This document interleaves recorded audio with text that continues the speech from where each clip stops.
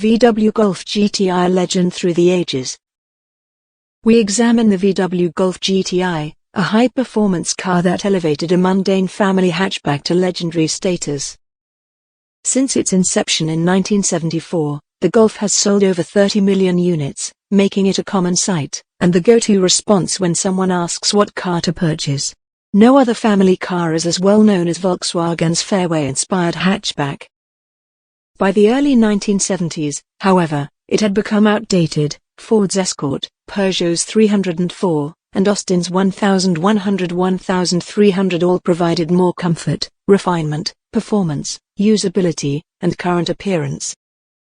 Gigero's findings were excellent, bang up-to-date, crisp, and elegant. It made the Ford, Peugeot, and Austin appear dated. The Sirocco, which Gigero also designed and which was introduced 2 months earlier, was also a huge success.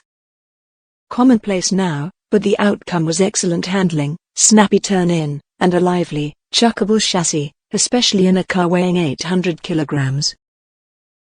The Golf had to step into the Beatles' large shoes, but it did so admirably by fusing comfort, utility, style, and handling, humiliating rivals in the process.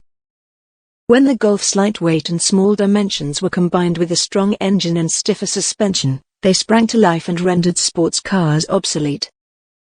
The inside of the GTI was sportified with tartan-plaid upholstery and a gear knob shaped like a golf ball after its nickname, while tasty wheels and a red grille accent completed the design for its 1975 Frankfurt debut.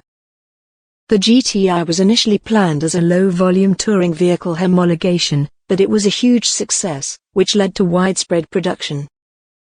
The GTI established the hot hatch subgenre and helped the Golf lineup by selling 462,000 units while doing so. When the 1983 introduced Mk2 Golf required a fast version, the GTI stepped up and did it all again, much like the elderly man watching the kids play darts before shooting an instant bullseye.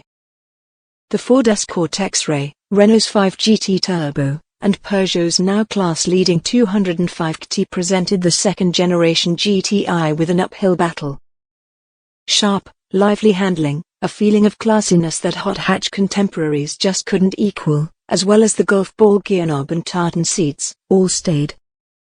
It's debatable if the Golf was a better driver's vehicle than the Peugeot, but as an all-arounder, it gained popularity.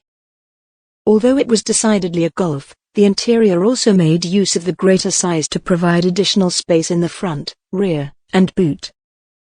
Even the doors closed with a comforting clang that did, in fact, sound like a Golf. Neatly set out, excellent hardware, coupled with crisp dials, and an overall robust sensation that stands up. The third-generation automobile from 1991 was a different tale. Gigero's lines were replaced by internal design, and the task was rather challenging. The new Golf needed to dress up, shed its 1970s roots, and once more make the competition appear stale. The horizontally lined grille and the bulge in the center of the bonnet were still recognizable features, but the Golf was unquestionably entering a new age. Incorporating a rollover bar and providing Golf sophistication in an open-top environment, the Cabrio variation made a comeback and found enough success in the American market to completely survive the third generation. The interior of the fourth-generation Escort and MG Maestro looked like playrooms for kids, much like the style.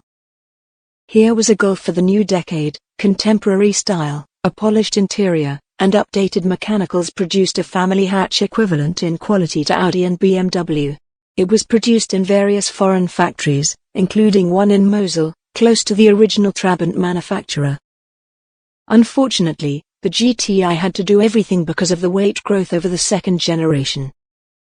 In light of Vauxhall's insane astraxy, the revised Mk5 Escort X-Ray, and the explosive Nissan Sunny GTI-R, which reveal it to be relatively mild, the Golf is still somewhat of a hidden treasure.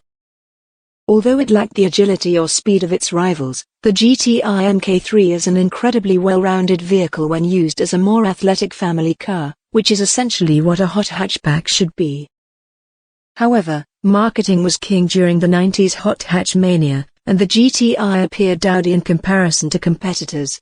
This was made worse by the GTI's lack of the Golf ball gear knob and tartan seats, which were notable absences for the first time in a GTI. It was a smooth, comfortable cruiser that outdragged all but the most ferocious sports cars and was buttery in its power delivery. Class SWATs are seldom at the pinnacle of popularity. Despite the third-generation Golf's comfort, refinement, functionality, composure, and enormous competence, it was nevertheless largely despised by many. The Mk3 Volkswagen Golf is evidence that an automobile isn't lovable just because it's excellent. Volkswagen, however, claimed that the fourth-generation Golf democratized luxury. The Mk3's refinement, room, and practicality were maintained inside, but the formula was elevated by utilizing various fixtures and switchgear from the Passat's larger sibling and even executive Audis. The fourth-generation vehicle offered high saloon luxury in what was essentially a family hatchback, with features like cruise control, full leather, and temperature control. It also had a clean, crisp selection of quality switchgear and striking blue gauges. The Mk4 GTI received considerable criticism for its subpar performance in comparison to competitors and its once more understated design. The standard for fast Golfs, however, had changed to a speedier version of the family favorite with modest cosmetic updates as opposed to a lame track day special that was intolerable on the commute.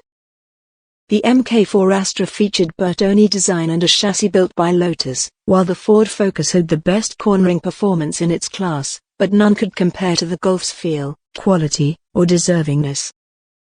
The modern GTI is fast and simple to drive, but it's also more bearable than its hard-riding, track-focused competitors. That might help to explain why the answer is still Golf, even after 45 years and 7 generations.